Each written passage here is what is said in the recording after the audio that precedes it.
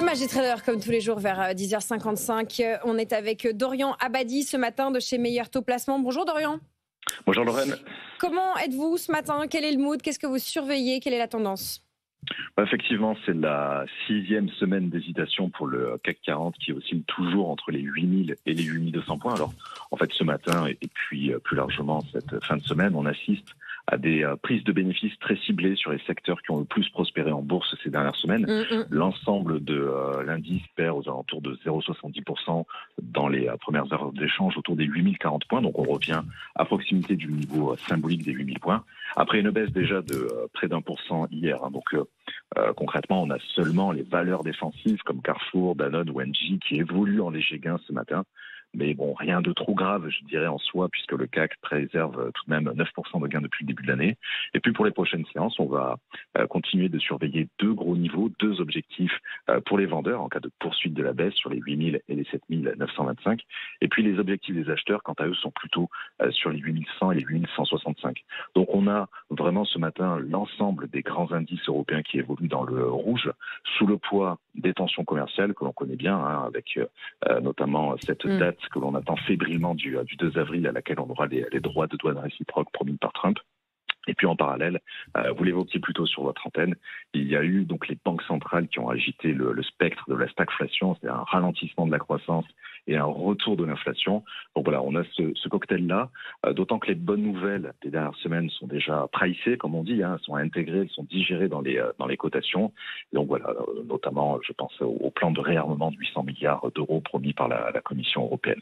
Donc on a intégré ces bonnes nouvelles, maintenant place au doute, et c'est surtout un bon prétexte pour prendre quelques bénéfices.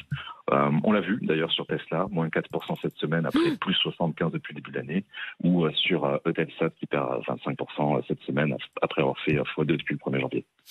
Merci beaucoup Dorian. Mathieu Serron, comment vous regardez ce début de séance à Paris et qu'est-ce que vous pouvez dire à nos auditeurs et auditrices? On sent beaucoup de lourdeur sur les marchés ce matin. En témoigne le peu de valeurs dans le vert. Si on prend par exemple le CAC, on a 5 valeurs dans le vert. Même constat en Allemagne où on a un indice qui perd environ 1%. C'est aujourd'hui l'échéance aussi, il ne faut pas le perdre de vue, avec des considérations techniques qui sont assez importantes. Nous aurons l'expiration des contrats futurs et options donc, sur l'Eurostoxx dans 1 heure à midi, et puis ensuite le DAX à 13 heures. Les marchés américains à l'ouverture, donc à 14h30. Et puis, pour finir, les futurs et options sur le CAC 40 à 16h. On a assez peu de visibilité sur les marchés de manière générale, avec sur les indices l'impression qu'on arrive quand même un petit peu à bout de souffle. On l'a encore vu sur le CAC cette semaine qui a calé à proximité de la zone des 8200 points. Même constat en Allemagne qui, malgré un plus haut historique, est à retracer assez nettement.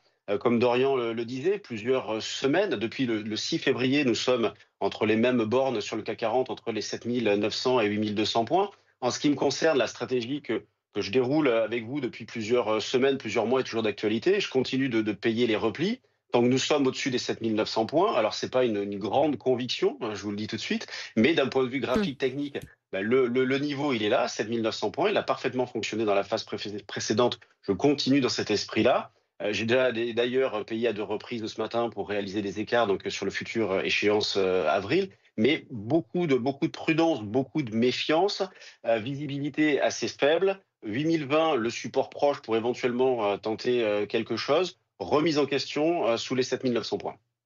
Entendu. Merci beaucoup Mathieu Serron pour ce point de fin de semaine. Effectivement, on voit Paris qui n'est plus à l'écart de ce qui se passe, des turpitudes des actions américaines. Merci beaucoup à tous les deux. Le point sur les marchés, le Magic Trader, c'est tous les jours sur le BFM Business dans Tout pour investir, à retrouver quand vous le souhaitez en podcast et en replay sur notre site et notre application.